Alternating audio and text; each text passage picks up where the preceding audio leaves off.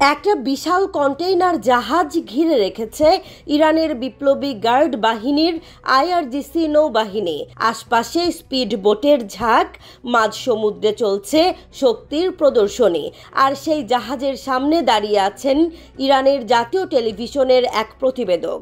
এমন দৃশ্য আগে দেখা যায়নি।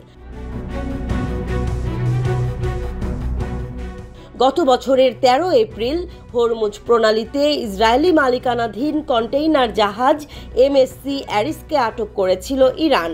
তবে এতদিন সেই ঘটনার কোনো সরাসরি ছবি প্রকাশ করা হয়নি। কিন্তু এবার কয়েক মাস পর ইরানের রাষ্ট্রীয় সংবাদ মাধ্যম সেই ছবি প্রকাশ করেছে। ইরানের বিপ্লবী গার্ড বাহিনী আইআরজিসি দাবি করছে এটি ছিল প্রতিশোধের অংশ। কারণ তাদের কথায়, বিশ্বের যে কোনো জায়গায় আমাদের জাহাজ আক্রমণ করা হলে আমরাও পাল্টা জাহাজ আটক করব। কেন এই জাহাজ আটক? এমএসসি অ্যারিস কেবল একটি সাধারণ কন্টেইনার জাহাজ নয়, এটি ইসরায়েলি মালিকানাধীন একটি জাহাজ, যার পরিচালনার দায়িত্বে ছিল সুইজারল্যান্ড ভিত্তিক মেডিটেরেনিয়ান শিপিং কোম্পানি। কিন্তু মালিকানার সূত্র ধরে ইরান এটিকে লক্ষ্যবস্তুতে পরিণত করে। অবশ্য জাহাজ আটকের পেছনে আরও গভীর কারণ রয়েছে। সম্প্রতি ইসরায়েল ও ইরানের মধ্যে আঞ্চলিক উত্তেজনা চরমে পৌঁছেছে। ইসরায়েল বিভিন্ন সময়ে সিরিয়ায় ইরানের সামরিক স্থাপনায় হামলা চালিয়েছে। তাছাড়া লোহিত সাগরে হুথি বিদ্রোহীদের মাধ্যমে ইরান পরোক্ষভাবে পশ্চিমা জাহাজগুলোর ওপর চাপ সৃষ্টি করে আসছে। এরই মধ্যে এমএসসি অ্যারিস আটকের ঘটনা নতুন মাত্রা যোগ করল।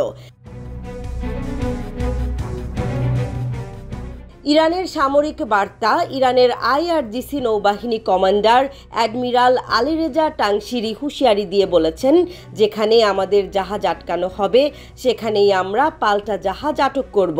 এটি আগেও হয়েছে, এখনো হচ্ছে। এই বক্তব্যের মাধ্যমে ইরান স্পষ্ট জানিয়ে দিল যে তারা প্রতিটি পদক্ষেপের কড়া জবাব দিতে প্রস্তুত। আর এই ঘটনার মাধ্যমে হরমুজ প্রণালীতে নিজেদের নিয়ন্ত্রণের বার্তাও দিতে চায় তেহরান। প্রতিক্রিয়া কি হতে পারে? হরমুজ প্রণালী বিশ্বের অন্যতম গুরুত্বপূর্ণ সামুদ্রিক পথ। প্রতিদিন এই পথে লক্ষাধিক ব্যারেল তেল পরিবাহিত হয়। ইরানের এমন পদক্ষেপে আন্তর্জাতিক বাণিজ্যিক শিপিং কোম্পানিগুলো নতুন নিরাপত্তা সংকটে পড়তে পারে। এদিকে ইসরায়েল সরাসরি প্রতিক্রিয়া না দিলেও পশ্চিমা শক্তিগুলো বিষয়টি গভীরভাবে পর্যবেক্ষণ করছে।